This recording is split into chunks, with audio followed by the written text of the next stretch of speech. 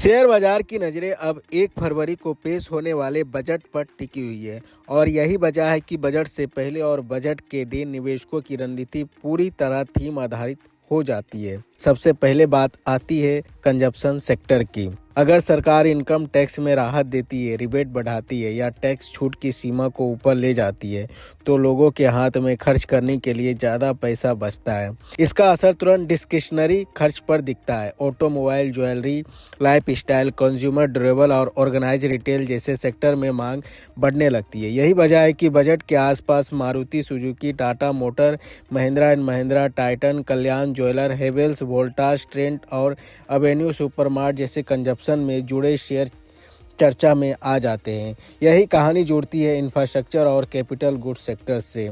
सरकार अगर बजट में कैपेक्स बढ़ाती है और सड़क, रेलवे, मेट्रो, पोर्ट, बिजली और शहरी इंफ्रास्ट्रक्चर पर ज़्यादा खर्च का ऐलान करती है तो इसका सीधा फायदा बड़ी इंजीनियरिंग और कंस्ट्रक्शन कंपनियों को मिलता है।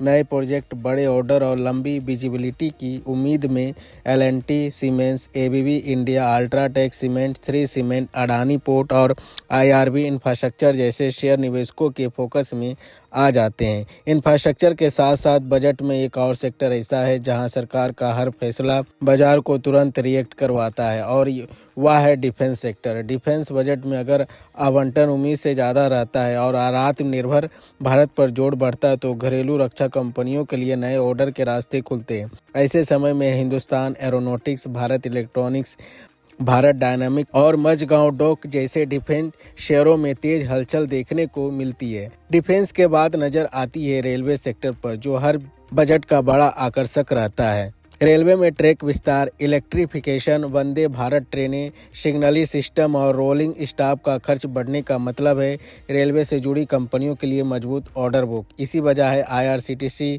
रेल विकास निगम, इरकॉन इंटरनेशनल और टीटागढ़ रेल सिस्टम जैसे रेलवे स्टॉक बजट के दिन खास तौर पर सुर्खियों में रहते हैं।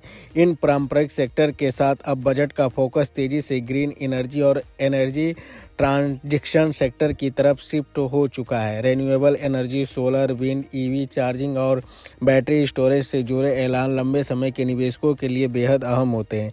सरकारी इंसेंटिव और पॉलिसी सपोर्ट से NTPC, power grid, Tata power, Adani green energy और सुजलोन एनर्जी जैसे कंपनियों की डिमांड आउटलुक मजबूत होती दिखती है। यहीं से कहानी जुड़ती है हाउसिंग और रियल एस्टेट सेक्टर से। अगर बजट से अफोर्डेबल हाउसिंग, होम लोन, ब्याज पर राहत या शहरी विकास से जुड़ी कदम आते हैं तो रियल एस्टेट कंपनियों में सेंटीमेंट सुधरता है। DLF, गोदरेज प्रॉपर्टी और प्रेस्टीज ग्रुप जैसे डेवलपर के साथ साथ सीमेंट कंपनियां अल्ट्राटेक सीमेंट और अंबुजा सीमेंट भी इस थीम से इन डायरेक्ट फ़ायदा उठाती है। बता दें कि बजट सिर्फ एक दिन का इवेंट नहीं होता है, बल्कि यह आने वाले महीनों के सेक्टर ट्रेंड की दिशा तय करता है। यही वजह है कि बजट के दिन निवेशक इन 6 बड़े सेक्टर पर खास नज़र रखते हैं, क्योंकि यहीं से बाजार की अगली कहानी शुरू होती है।